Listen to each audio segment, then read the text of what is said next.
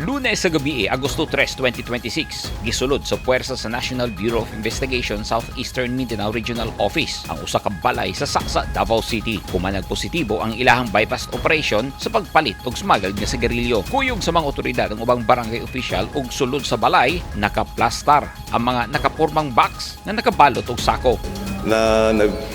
About smuggled cigarettes. Now, nagganda kami ng surveillance para ma-validate natin yung information na yan. Now, kasi nung una, yung binigay na information sa atin is warehouse or establishment allegedly. Pero nung nag-conduct tayo ng validation, it turned out residential pala.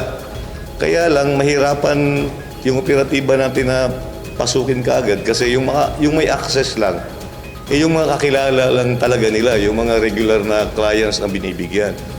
So, nag-briefing kami, gumawa kami ng plano, nag-conduct tayo ng bypass, na napagkaisahan namin na magbabypass kami. Now, last night, about 8 p.m., alas 8, sinagawa natin yung bypass operation with regards to the smuggled cigarettes. Pagdating sa area, may contact, may ginamit kaming pangalan na lumabas yung caretaker at saka ipag-transact na agad kami. So, nung pinapasok na sa loob, doon na natin nakita yung mga sigarilyo talaga, kahon-kahon. Sumala ni Gerald Intes, ang Assistant Regional Director sa NBI SEMRO, gikan sa nasod Malaysia ang mga kontrabando o gisulod lang sa teritoryo sa Pilipinas, pinaagi sa motorized bangka. Marami ng information dumarating sa NBI. May mga intelligence agents tayo nagtatrabaho talaga. Kaya lang, minabuti namin unahin talaga yung kung saan ang NBI. Ito na ngayon yung karating lang Bureau of Customs na certification. Dutiable value of 6,075,328 exclusive of the duties and taxes tsaka yung excise tax nila. Just the same, Malaysia pa rin sa labas all the while. May mga pumapasok talaga sa Davao.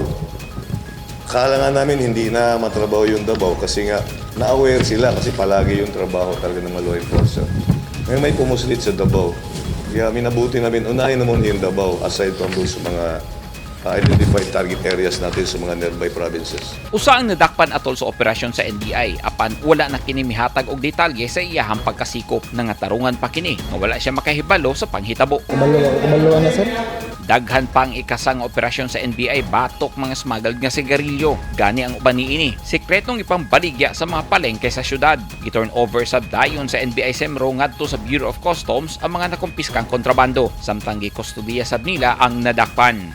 Paul Palacio, Newsline Philippines. Stay safe.